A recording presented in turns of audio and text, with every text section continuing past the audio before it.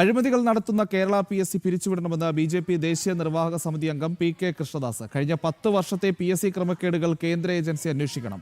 കസേരകൾ മാറിയെങ്കിലും പിണറായിയും സതീശനും തമ്മിലുള്ള അന്തർധാര സജീവമാണെന്നും BJP ആരോപിച്ചു.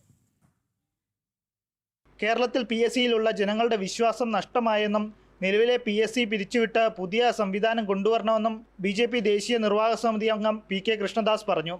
നേരത്തെ പ്രതിപക്ഷ നേതാവായിരുന്ന VD സതീശനും മുഖ്യമന്ത്രിയായിരുന്ന പിണറായി വിജയനും തമ്മിൽ ചില അന്തർധാരകൾ ഉണ്ടായിരുന്നു.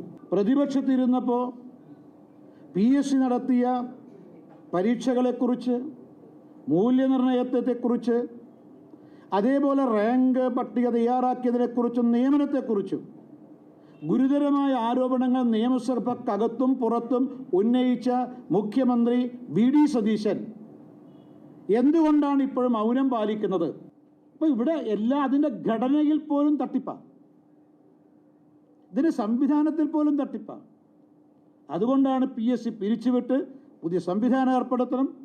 കഴിഞ്ഞ 10 വർഷത്തിനിടെ PSC നിയമനങ്ങളിലും പരീക്ഷകളിലും ഗുരുതര ക്രമക്കേടുകളാണ് നടന്നതെന്ന് BJP ആരോപിച്ചു. ആസൂത്രണ ബോർഡ് പരീക്ഷയിലെ ക്രമക്കേടുകൾ ഉൾപ്പെടെ കഴിഞ്ഞ 10 വർഷത്തെ എല്ലാ PSC നിയമനങ്ങളിലും CBI അന്വേഷണം നടത്തണമെന്നും PK കൃഷ്ണദാസ് ആവശ്യപ്പെട്ടു.